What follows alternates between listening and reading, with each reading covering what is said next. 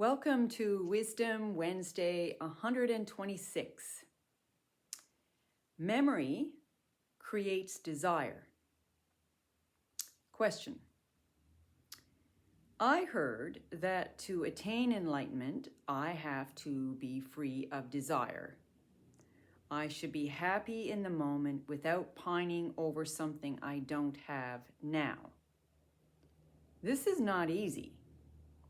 How can I practice living without desiring? How does this lead to enlightenment? Okay, desire. This is a very normal human ego mechanism that we are always desiring something that we don't have. We feel a sense of lack, and it never goes away, this desire. We are, I guess we call it, it's a hell, because every time we desire something and we go chase it and we have union with that object or person or thing, and then it's like a false temporary sense of satisfaction, only so that the desire comes again, and then off we go and we're chasing that another desire again. It is hell. And I bet you believe me, it's hell to be constantly chasing after one thing after another after another. The yogi doesn't do that. The yogi does the opposite. The yogi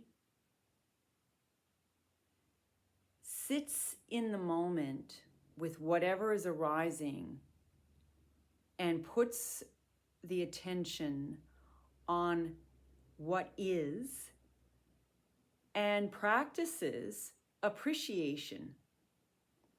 So yogis appreciate what's arising, and the human ego is practicing desire. Yogis practice appreciation. The human ego practices desire, which is never fulfilled. And appreciation is what leads to that sense of fulfillment. So the question you might ask now is, well, okay, what causes desire? Memory. Just think about it.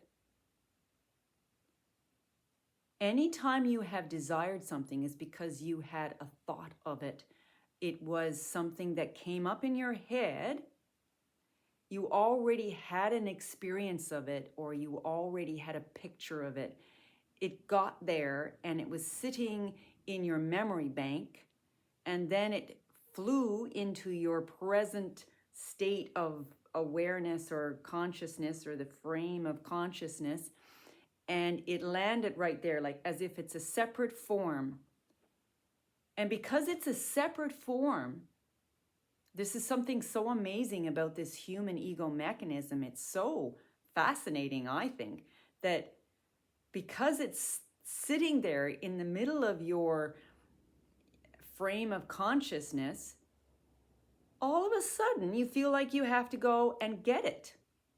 Like it's just a picture in your head, but then you think that that object is as if promising you fulfillment. And then you go after it, you take action, you react to it, and you want to merge with that object. And we do this all day long. Think about it. Simple example, coffee. You wake up in the morning and the first thought that comes to your head perhaps is coffee. Why is coffee in your head? And why do you feel like your body has to take action and go and make that cup and fulfill the image in your head?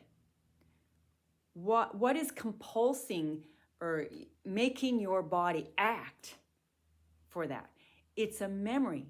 You did it yesterday, or you did it 2 days ago, and the picture came in your head. Just because a picture came into your head, you're acting on it.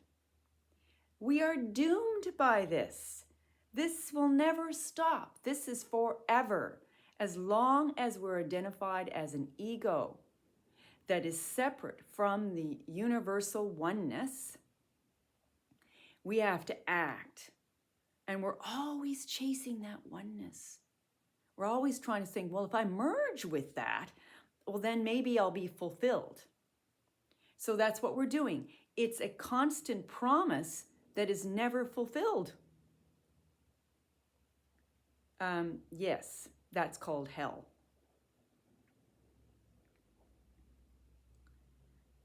So what are you going to do? So you're asking, well, how do I create desirelessness? Desirelessness only comes when you're in a state of meditation, which means when your thought waves have settled down and there's no movement in your mind, there's no pictures, there's no memories. We have so many memories, like our mind is full of memories.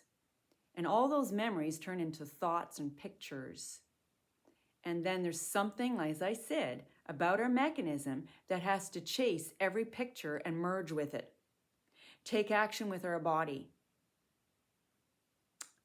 That's called karma. We're creating karma every time we chase a memory so that we can recreate it and live it out and live it out and live it out and live it out. It may or may not give us the results that it promises, but we still chase it. There's something very strange about just having a thought and a picture in your head and you think you've got to go and take action. Wow. So the yogis do something opposite to that because they know it's hell, and it is hell. The more you do it, the more suffering you have because you never get fulfillment that way. So what do the yogis do? We sit, we meditate. We meditate on that space of consciousness that has no form in it because it's the form that makes us want to chase it. Isn't that weird? Just because there's a form in your head, you think you have to go and unite with it. Well, it's our longing for union, but it's not the form that we're longing for. It's actually the opposite. We're longing for the formless space. We're longing for union in the formless dimension.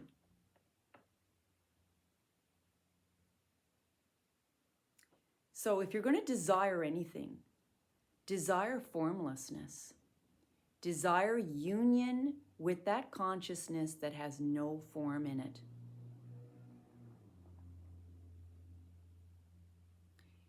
Don't desire the form or objects. Don't go chasing them, that's for sure. You can notice them, but you don't take action on them. This is the path to enlightenment. You learn to watch and allow all the thoughts to come and go, but you do not take action on them. Instead, you move towards that expanded consciousness and sit in that consciousness, and that is called desirelessness. So instead of memory creating desire, instead you should remember your true nature, which is already whole and complete with no division. That's it for today's Wisdom Wednesday. See you next Wednesday.